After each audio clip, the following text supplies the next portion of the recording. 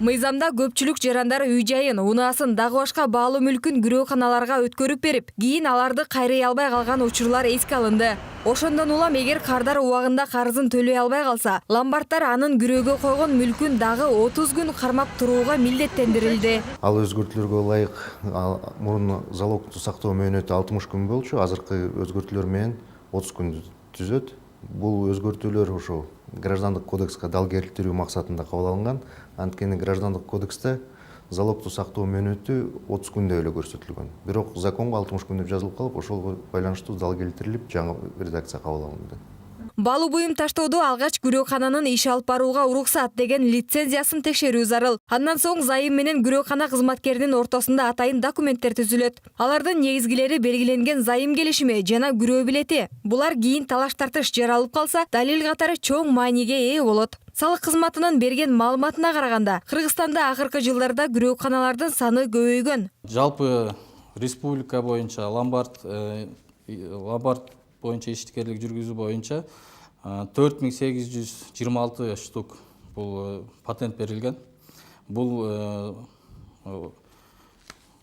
саны боюнча 4826, түшкөн биздин каражат 53 миллион 605 миң 900 сом. Кыргызстанда ломбард иши лицензиялык уруксаат берүү аркылуу жүргүзүлүп келип, кийин мындай талап жоюлуп кеткендиктен ал жарандык кодекс аркылуу жөнгө салынып келген. Ал эми жаңы мыйзамдын 11 беренесинин жоолорун жарандык кодекстин 341 беренесине ылайык келтирүү максатында кабыл алынган. Жана мен атап өткөн ломбардтардын иш жүргүзүүсү жөнүндө мыйзамдан жогору турган мыйзам бар да. Ал жарандык кодекс деп аталат.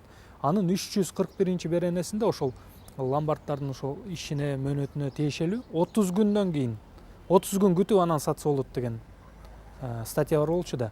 Ошол себептен мына жогору турган мыйзамга, ылдый турган мыйзам карама каршы келбеш үчүн жана жогору турган мыйзамга жарандык кодекске тагыраак айтканда мындай дал келтирип азыр өзгөртүү киргиздим да.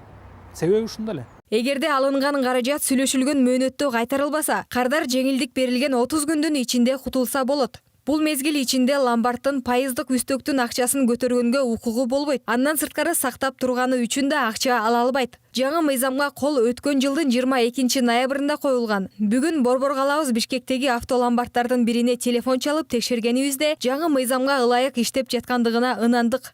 30 күнгө жазылат негизи оформление. Жок, каждый бир ай сайын продлевание деген болот. Узартып турасыңар. 100 миңге мисалы 5 миң сом десеңер, ошол 30 күндө 5 миң сом төлөп кайра бир айга узартылат да. Жашоодо жаралган ар кандай кыйынчылыктардан улам мобилдик телефондон баштап алтын, күмүш, кыймылсыз мүлк сыяктуу баалуу нерселерди ломбардка таштоого туура келет. Мына ошондой учурларда алданып калбаш үчүн жаңы мыйзам менен жакындан таанышып, өз укугуңузду коргой билиңиз.